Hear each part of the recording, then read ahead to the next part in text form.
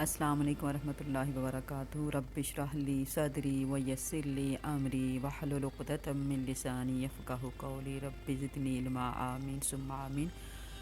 رمضان المبارک وہ مہینہ ہے کہ جس کے بارے میں بہت سی احادیث نبی کریم صلی اللہ علیہ وسلم سے منقول ہیں، اس کی فضیلت کے بارے میں، اس کی سحری کے بارے میں، اس کی شرائط کہ کیا روزے کی حالت میں ہمیں کون کون سے کام کرنے چاہیے اور کون سے نہیں کرنے چاہیے، اس کی برکتوں کے بارے میں۔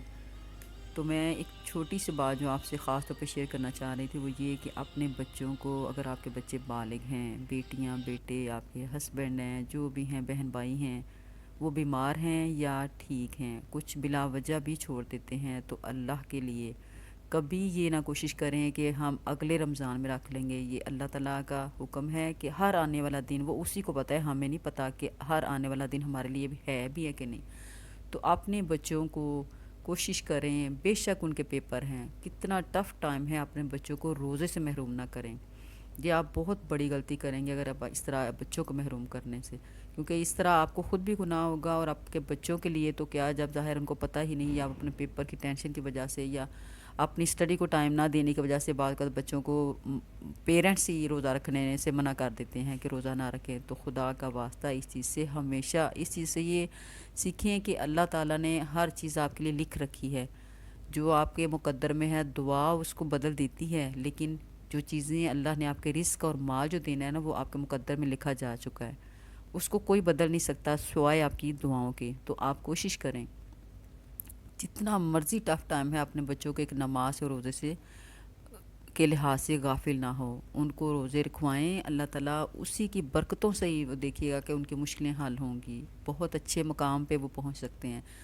خدا نہ کرے کہ آپ کی اس نااہلی یا نہ جاننے کی وجہ سے آپ بعض اوقات بچوں کو روزہ رکھوانے سے منع کرتے ہیں کہ نہ رکھو، ویکنیس ہو جائے گی، پیپر اچھے نہیں ہوں گے، پڑھا نہیں جائے گا، یہ ہوگا۔ یہ ساری باتیں دنیاوی ہیں۔ اگر آپ دین کے لیے نکلیں گے تو اللہ کا حکم ہے نا کہ میرے لیے ایک قدم چلو تو میں 2 قدم تمہاری طرف آتا ہوں، ایک بالشتہ ہو تو میں پورا ہاتھ آپ کی طرف بھاگتا ہوں۔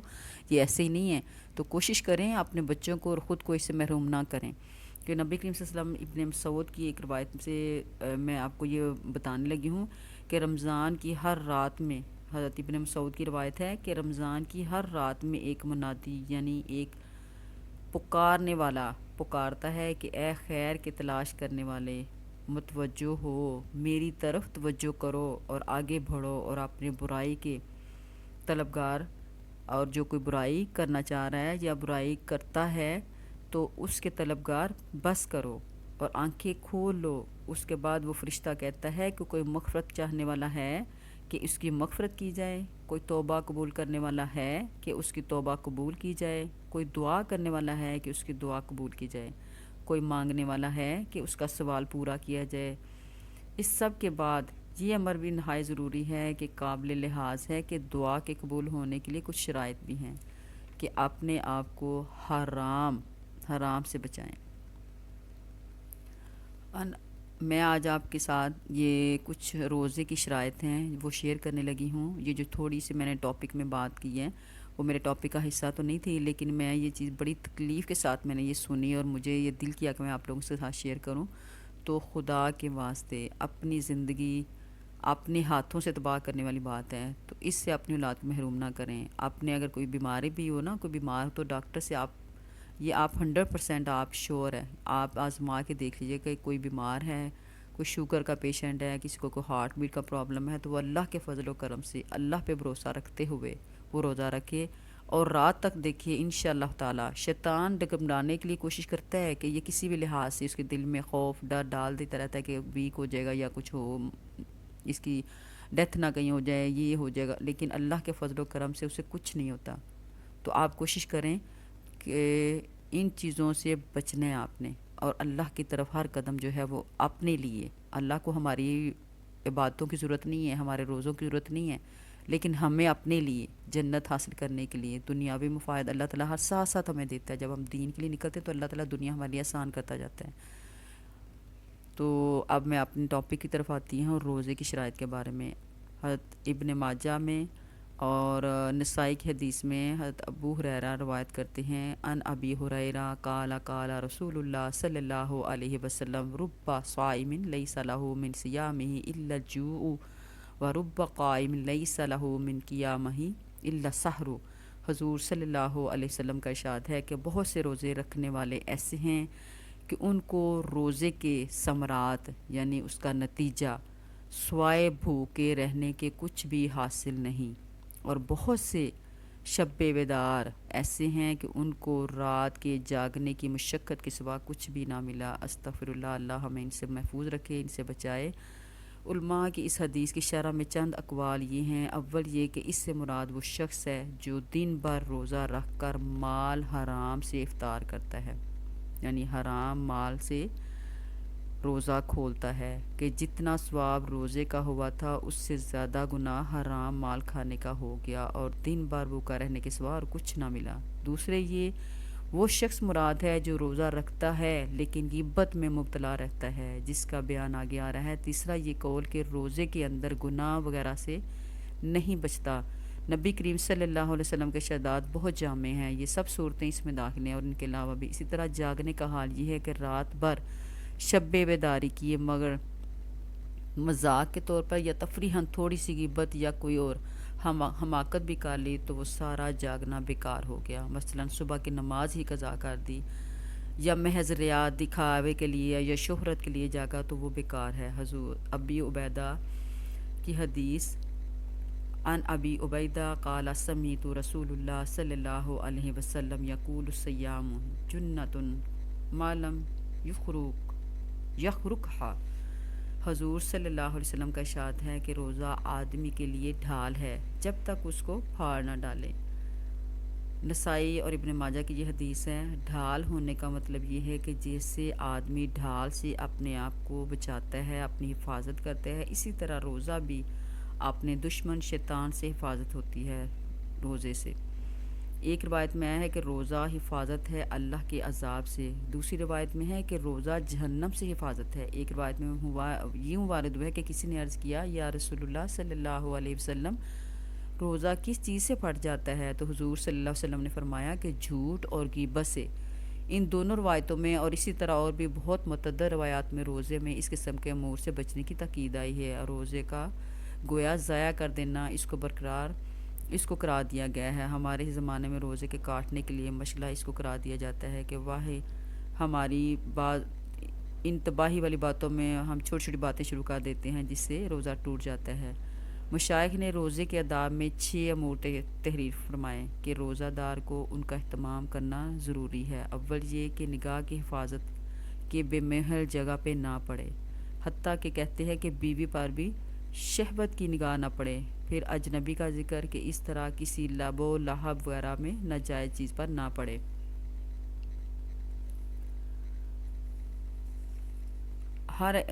اس میں ہر ایسی چیز کا دیکھنا اس میں داخل ہے کہ جو دل کو اللہ تعالیٰ سے ہٹا کر کسی دوسری طرف متوجہ کرے۔ دوسری چیز زبان کی حفاظت ہے، جھوٹ، چغل خوری، لغو، بکواس، غیبت، بدگوئی، بد کلامی، جھگڑا وغیرہ سب چیزیں اس میں داخل ہیں۔ بخاری شریف کی روایت میں ہے کہ روزہ آدمی کے لیے ڈھال ہے، اس لیے روزہ دار کو چاہیے کہ زبان سے کوئی فحش بات یا جہالت کی بات مزاح کے طور پر بھی اپنے منہ سے نہ نکالے۔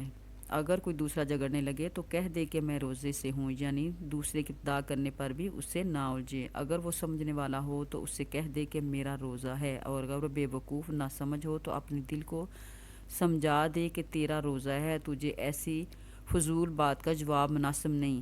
بالخصوص غیبت اور جھوٹ سے تو بہت ہی بچنا ضروری ہے کہ بعض علماء کے نزدیک اس سے روزہ ٹوٹ جاتا ہے، جیسے کہ نبی کریم صلی اللہ علیہ وسلم نے فرمایا کہ ان نبی کے وسلم کے زمانے میں 2 عورتوں نے روزہ رکھا، روزے میں اس شدت سے بھوک لگی کہ ناقابل برداشت بن گئی، ہلاکت کے قریب، مرنے کے قریب پہنچ گئیں۔ صحابہ کرام رضی اللہ تعالیٰ عنہ نے نبی کریم صلی اللہ علیہ وسلم سے دریافت کیا تو حضور صلی اللہ علیہ وسلم نے ایک پیالہ ان کے سامنے بھیجا اور ان دونوں کو اس میں قے کرنے کا حکم فرمایا۔ دونوں نے قے کی تو اس میں گوشت کے ٹکڑے، تازہ کھایا ہوا خون نکلا۔ لوگوں کو حیرت ہوئی تو حضور صلی اللہ علیہ وسلم نے ارشاد فرمایا کہ انہوں نے اللہ تعالیٰ کی حلال روزے سے روزہ تو رکھا لیکن حرام چیزوں کو کھایا، اور دونوں لوگوں کی غیبت کرتی رہیں۔ غیبت کرنے کی وجہ سے روزہ بہت زیادہ جس کو ہم کہتے ہیں نا لگتا ہے، وہ ہوتا ہے، حتیٰ کہ وہ دونوں عورتیں روزے کی وجہ سے مرنے کے قریب تر ہو گئیں۔ اسی طرح اور بھی گناہوں کا حال ہے کہ روزے میں ہم اکثر متقی لوگ جو پرہیزگار لوگوں کو بھی ذرا اس کی پرواہ نہیں ہوتی، فاسق لوگوں کو اکثر بری حالت ہوتی ہے، اس لیے یہ چاہیں کہ روزہ نہ لگے تب بھی اس کی بہتر صورت یہ ہے کہ گناہوں سے اس حالت میں زیادہ سے زیادہ بچنے کی کوشش کریں۔ نبی کریم صلی اللہ علیہ وسلم نے ایک مرتبہ چند لوگوں کو دیکھ کر اشارہ فرمایا کہ دانتوں میں خلال کرو۔ انہوں نے عرض کیا کہ ہم تو آج تو ہم نے گوشت نہیں کھایا۔ تو حضور صلی اللہ علیہ وسلم نے فرمایا کہ فلاں شخص کا گوشت تمہارے دانتوں کو لگ رہا ہے۔ معلوم ہوا کہ ان کی غیبت کی گئی تھی۔ تو اللہ تعالیٰ ہمیں اپنے ان چیزوں سے اپنے حفظ میں رکھے، اپنے امان میں رکھے۔ ہم لوگ اس سے بہت ہی غافل ہیں۔ نبی کریم صلی اللہ علیہ وسلم سے کسی نے دریافت کیا کہ غیبت کیا چیز ہے؟ حضور صلی اللہ علیہ وسلم نے فرمایا کسی کی پشت پناہی، اس کی پشت پہ یعنی اس کی بیک میں کوئی ایسی بات کرنی جو اسے ناگوار ہو، یعنی جو اسے بری لگے۔ کسی نے پوچھا کہ اگر اس واقعے میں وہ بات موجود ہو جو کہی گئی ہے، تو حضور صلی اللہ علیہ وسلم نے فرمایا جب ہی تو وہ غیبت ہے، اگر واقعی موجود نہ ہو تب تو وہ بہتان ہے۔ ایک مرتبہ نبی کریم صلی اللہ علیہ وسلم کا 2 قبروں پر گزر ہوا تو حضور صلی اللہ علیہ وسلم نے ارشاد فرمایا ان دونوں کو عذاب قبر ہو رہا ہے، ایک کو لوگوں کی غیبت کرنے کی وجہ سے اور دوسرے کو پیشاب سے احتیاط نہ کرنے کی وجہ سے۔ تیسری چیز جس کا روزے دار کو اہتمام کرنا یعنی اس کا کرنا لازمی ہے، وہ ضروری ہے کہ وہ کان کی حفاظت ہے، اور ہر مکروہ چیز جس کا کہنا اور زبان سے نکالنا ناجائز ہے اس کی طرف کان لگانا اور سننا بھی ناجائز ہے۔ نبی کریم صلی اللہ علیہ وسلم کا ارشاد ہے کہ غیبت کا کرنے والا اور سننے والا دونوں گناہ میں شریک ہیں۔ چوتھی چیز باقی اعضاء یعنی بدن، مثلا ہاتھ کا ناجائز چیز کے پکڑنے سے، پاؤں کا ناجائز چیز کی طرف چلنے سے روکنا، اور اس طرح اور باقی اعضاء بدن کا اس طرح پیٹ کا افطاری کے وقت مشتبہ چیز یعنی جس میں شک ہو کہ یہ حرام ہے یا حلال ہے اس سے محفوظ رکھنا۔ جو شخص روزہ رہ کر حرام مال سے افطار کرتا ہے اس کا حال اس شخص کا ہے کہ کسی مرض کے لیے دوائی لیتا ہے مگر اس میں تھوڑا سا سنکیا یعنی کہ تھوڑا سا زہر ٹائپ سا ملا لیتا ہے کہ اس سے مرض کے لیے تو وہ مفید ہو جائے گا مگر یہ زہر ساتھ ہی اسے ہلاک بھی کر دے گا۔ پانچویں چیز جس کے افطاری کے وقت حلال مال سے بھی اتنا زیادہ نہ کھائے کہ شکم سیر ہو جائے، یعنی کہ بہت زیادہ پیٹ بھر کر نہ کھائے کہ روزے کی غرض اس سے فوت ہی ہو جاتی ہے۔ مقصد روزے کا قوت شہوانیہ اور بہیمیہ کا کم کرنا ہے اور قوت نورانیہ کا بڑھانا ہے، اس لیے ہمیں کوشش کرنی ہے کہ بہت زیادہ نہ کھائیں۔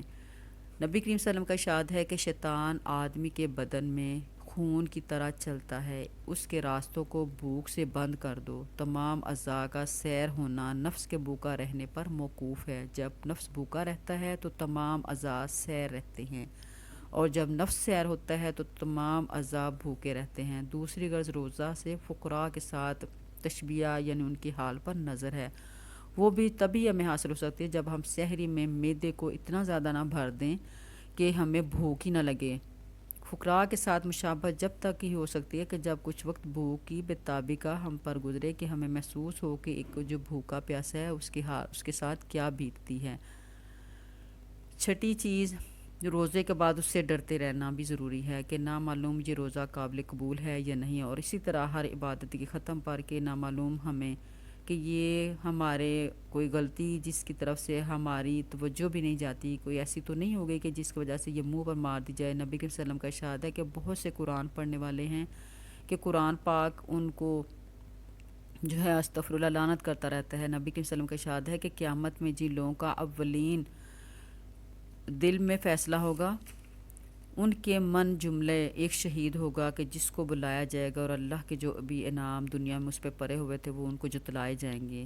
وہ ان سب نعمتوں کا اقرار کرے گا، اس کے بعد اس سے پوچھا جائے گا کہ ان نعمتوں میں کیا حق ادائیگی کی؟ وہ عرض کرے گا کہ تیرے راستے میں جہاد کیا، قتال کیا، حتیٰ کہ شہید ہو گیا۔ ارشاد ہو کہ جھوٹ ہے، اللہ تعالیٰ کہے گا کہ جھوٹ ہے، بلکہ قتال یا جہاد اس لیے کیا تھا کہ لوگ بہادر کہیں، سو تمہیں کہا جا چکا۔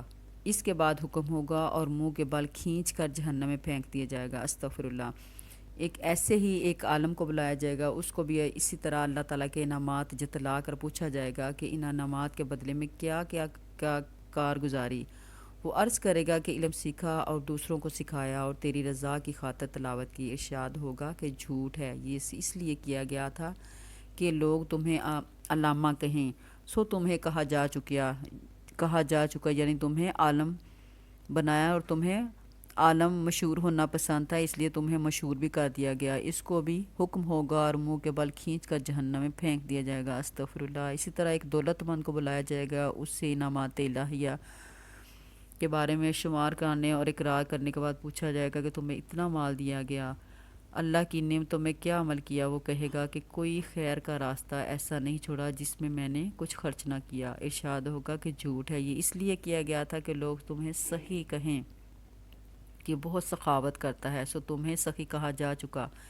اس کو بھی حکم ہوگا کہ وہ منہ کے بال کھینچ کر جہنم میں پھینک دیا جائے۔ استغفر اللہ۔ اللہ ہمیں ان چیزوں سے محفوظ فرمائے۔ یہ سب بد نیت کے ثمرات ہیں۔ اس قسم میں بہت سے واقعات حدیث میں مذکور ہیں، اس لیے روزہ کو اپنی نیت کی حفاظت کے ساتھ اس سے خائف بھی رہنا چاہیے اور دعا بھی کرتے رہنا چاہیے کہ اللہ تعالیٰ اس کو اپنی رضا کے سبب بنا لے۔ ماننے والوں کے لیے ایک حدیث بھی کافی اور نہ ماننے کے لیے جتنی بھی احادیث لکھ دی جائیں وہ بیکار ہیں۔ اس لیے اللہ تعالیٰ سے کوشش کریں کہ جن چیزوں کا ہمیں پتہ ہے ان چیزوں کو، جن کی اللہ نے کرنے کا حکم دیا ان کو کریں، اور جن چیز سے منع کیا ان سے باز رہیں۔ اللہ تعالیٰ ہمیں ان تمام بری چیزوں سے بچنے کی توفیق دے اور ہر اس اچھے کام کی طرف راغب کرے جو اللہ تعالیٰ پسند کرتا ہے۔ صدقہ جاریہ کی نیت سے زیادہ شیئر کیجیے۔ السلام علیکم ورحمۃ اللہ وبرکاتہ۔